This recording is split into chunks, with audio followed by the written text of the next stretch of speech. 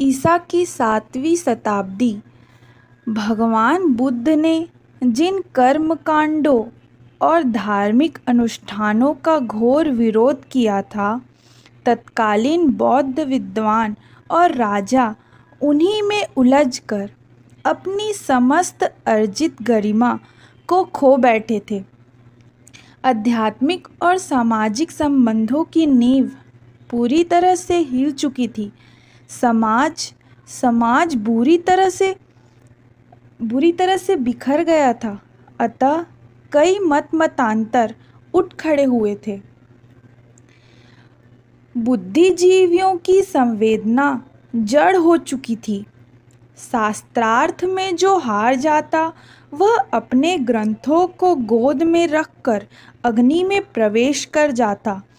इस प्रकार वाद विवाद में हारने का मतलब था कि आत्मदाह।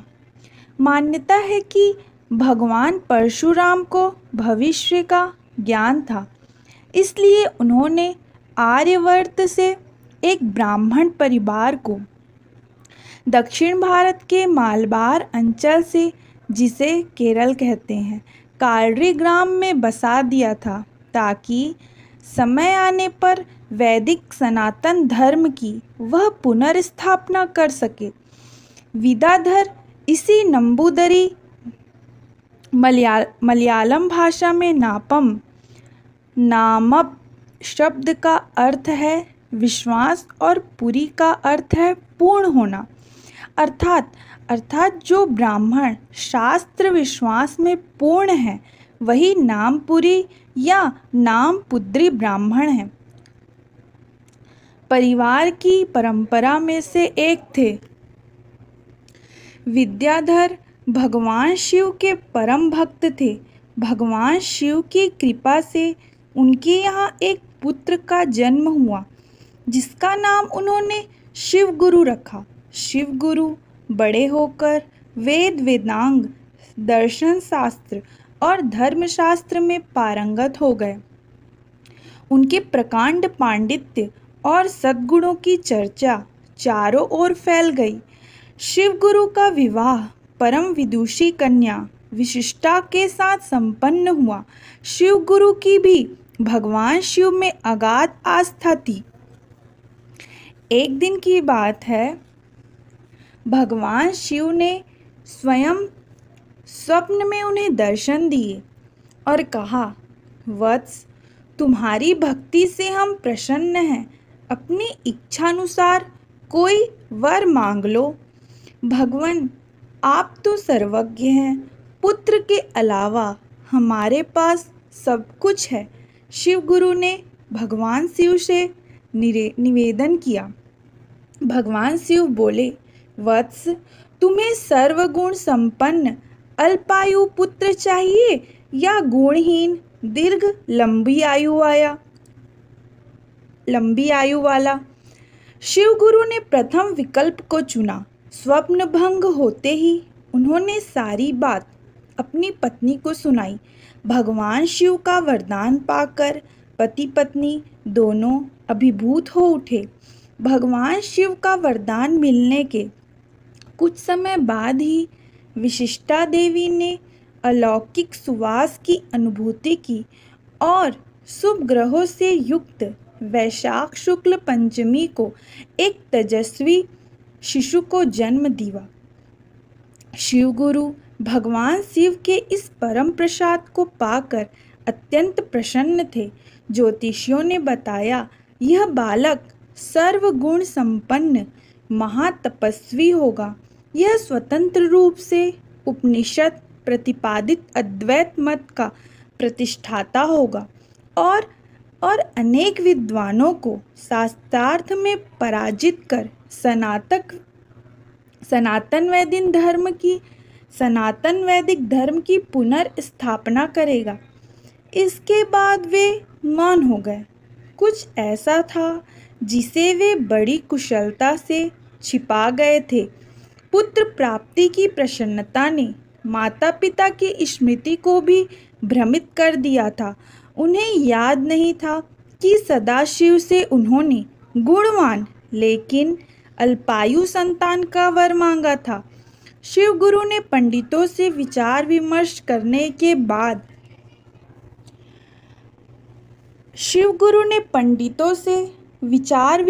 करने के बाद शिशु का नाम रखा शंकर।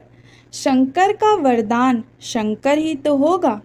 शंकर अभी 1 वर्ष के भी नहीं हुए थे कि उन्होंने अपनी मातृभाषा मलयालम को विशुद्ध ढंग से बोलना सीख लिया था।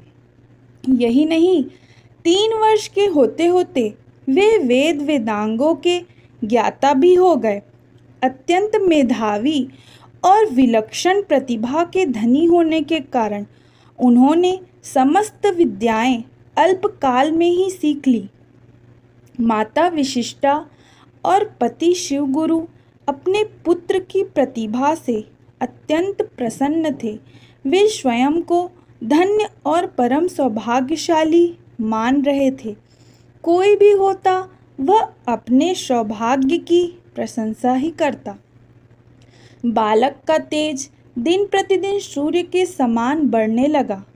शिवगुरु ने स्थिति को देखते हुए 5 वर्ष की अवस्था में शंकर का उपनयन संस्कार करने के बारे में विचार किया। वैदिक परंपरा में यह संस्कार अत्यंत महत्वपूर्ण होता है।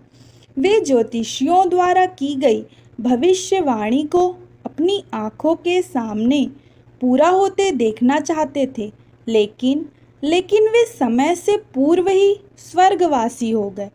पिता की मृत्यु के समय शंकर की आयु केवल 3 वर्ष थी। शिवगुरु की आकस्मिक मृत्यु ने माँ और पुत्र दोनों को बुरी तरह से हिला दिया, लेकिन विधि को स्वीकारना विवशता थी। विधवा विशिष्टा ने जैसे तैसे करके 1 वर्ष बीतने की प्रतीक्षा की। वह अपने पति की इच्छा को पूरा करना चाहती थी। वर्ष के पूरा होते ही माता विशिष्टा ने अनेक विद्वान ब्राह्मणों तथा परिजनों की उपस्थिति में शुभ मुहूर्त और शुभ योग में शंकर का उपनयन संस्कार कर दिया। इस संस्कार के बाद बालक को वेदाध्ययन और यज्ञादि धार्मिक कर्मों को करने का अधिकार प्राप्त हो जाता है। प्राचीन काल में इसके बाद ही बालक को स्वाध्याय करने के लिए गुरुकुल या ऋषिकुल भेजा जाता था, जहाँ वह समानता का व्यवहार सीखता था तथा कठोर श्रम द्वारा अपने तन मन को साधता था। पुत्र के उपनयन संस्कार के बाद माता विशिष्टा शंकर के भविष्य को लेकर अत्यंत प्रसन्न थी। उपनयन संस्कार के बाद शंकर को विद्याध्ययन के लिए निकट के गुरुकुल में भेजा गया। आवश्यकता न होने पर भी यह परंपरा का निर्वाह था। अति विशिष्ट व्यक्ति भी सामान्य लोगों की तरह ही व्यवहार करते हैं ताकि मर्यादा और परंपरा की रक्षा हो। भगवान राम और श्री कृष्ण अवतारी पुरुष होने के बाद भी इसीलिए विद्याध्ययन के लिए ऋषिकुल गए थे। अल्पकाल में ही उन्होंने अपने गुरुओं से चारों वेदों और 6 शास्त्रों का अध्ययन कर लिया। शंकर की अद्भुत प्रतिभा को देखकर विद्वानों और गुरुजनों को बड़ा आश्चर्य होता था। उन्हें यह निश्चय हो गया था कि शंकर सामान्य नहीं है, कोई अवतारी पुरुष है। तभी तो जिन शास्त्रों के अध्ययन में अत्यंत प्रतिभावान और मेधावी छात्रों को कई वर्ष लग जाते थे, शंकर ने उन्हें केवल 2 वर्षों में ही पूर्ण कर लिया था। उस समय विद्याध्ययन करना कठोर तप था। विद्यार्थी भिक्षा लाते जिससे गुरु शिष्य की क्षुधा पूर्ति होती। भिक्षा से अहंकार का नाश होता है। स्वयं से प्रतिकूल शारीरिक मानसिक वातावरण में संतुलन बनाए रखने का प्रशिक्षण मिलता है। इससे मन में विकार नहीं पैदा होते और बुद्धि प्रखर होती है। एक दिन शंकर भिक्षाटन के लिए एक ब्राह्मणी के घर पहुँचे।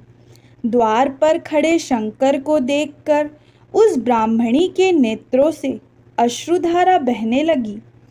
आखिर उसने सूखे आंवले का एक फल शंकर के भिक्षा पात्र में डाल दिया। ब्राह्मणी की दीन दशा देखकर शंकर का हृदय द्रवीभूत हो गया। उन्होंने महालक्ष्मी की स्तुति की। वह जब प्रकट हुई तो शंकर ने उस वृद्धा ब्राह्मणी की दरिद्रता को समाप्त करने का उनसे निवेदन किया। महालक्ष्मी ने शंकर के वाक चातुर्य से प्रसन्न होकर उस ब्राह्मणी के घर में आंवले के आकार के स्वर्ण खंडों की वर्षा कर दी। शंकर की कृपा से ब्राह्मण परिवार लक्ष्मीवान हो गया। शिक्षा पूरी कर शंकर घर वापस आ गए। अभी उनकी आयु केवल 7 वर्ष थी। एक दिन शंकर की वृद्धा माता विशिष्टा देवी स्नान करने के लिए अलवाय नदी पर गई।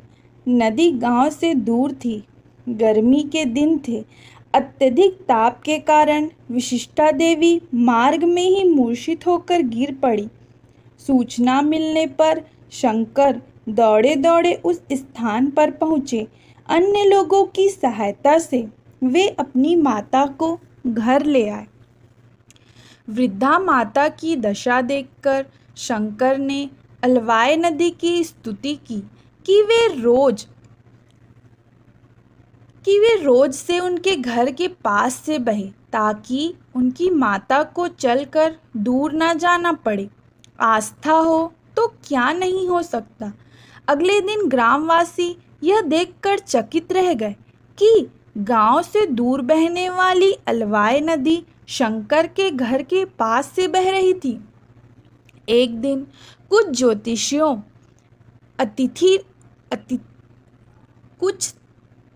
ज्योतिषीगण अतिथि रूप में शंकर के गृह स्थान पर पधारे। माता विशिष्टा ने अपने पुत्र की कुंडली उन्हें दिखाई। कुंडली का शास्त्रीय विवेचन करने के बाद सभी ने एक मत से कहा कि बालक के जन्म लग्न में यद्यपि अवतार योग है, किंतु इनकी आयु अल्प है। 8वें, 16वें या फिर 32वें वर्ष इसे मृत्यु योग है। उन्होंने यह भी बताया कि 8वें वर्ष की मृत्यु तो तब से 8 वर्ष आगे बढ़ भी सकती है, लेकिन 16वें वर्ष का मृत्यु योग तो दैव इच्छा से ही समाप्त हो सकता है। इस भविष्यवाणी ने शंकर को संन्यास जीवन की ओर प्रेरित कर दिया।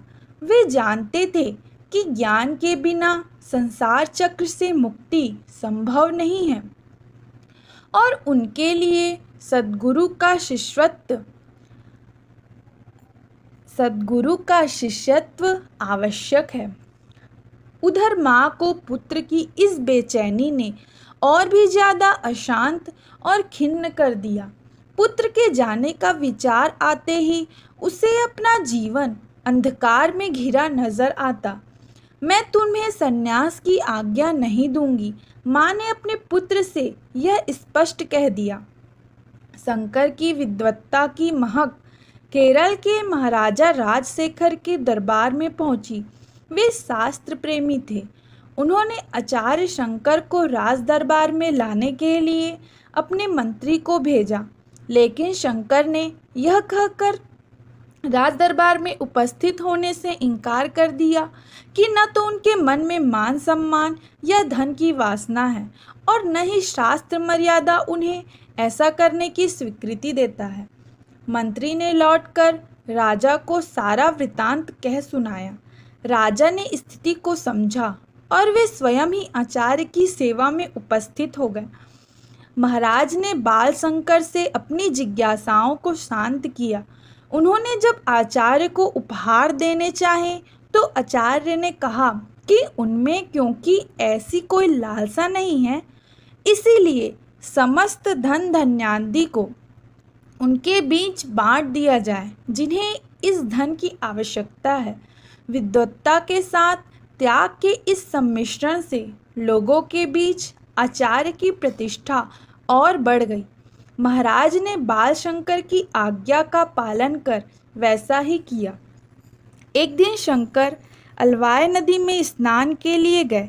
जैसे ही वे जल में स्नान हेतु उतरे, तभी एक मगर उनका पैर पकड़कर गहराई की ओर खींचने लगा।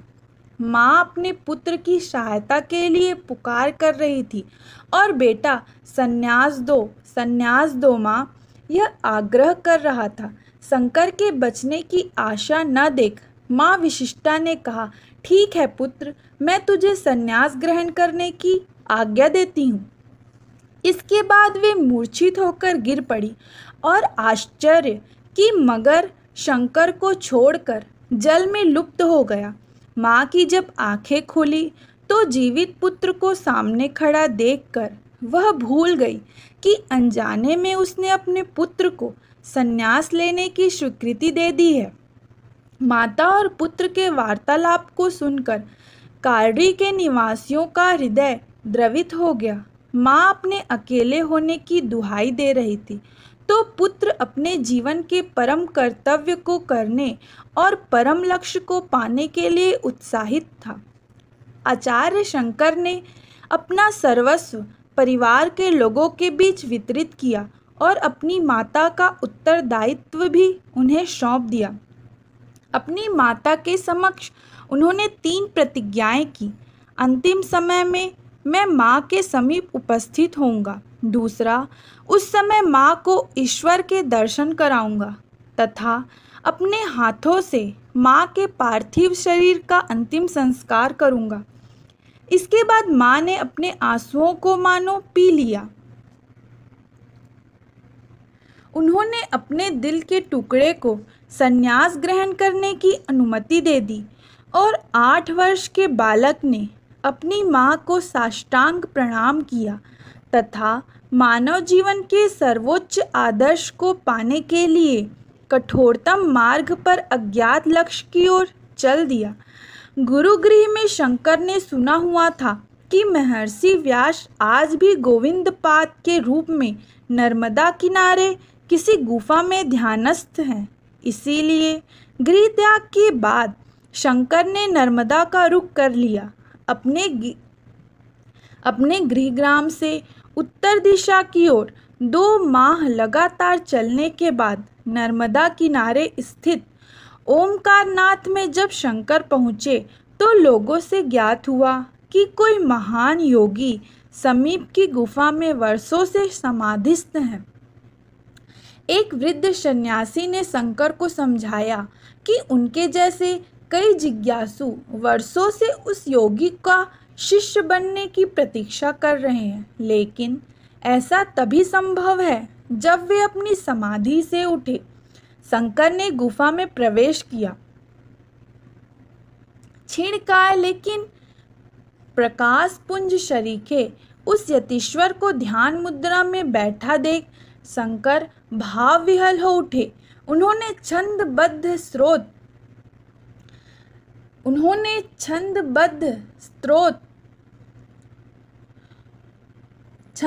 स्तोत्र द्वारा उनकी स्तुति की। भाव और शब्दों के मिश्रित से उठी अलौकिक तरंगों ने गुफा के कण कण को झंकृत कर दिया। स्तुति ने यतिराज को समाधि से जगा दिया। शेष कल।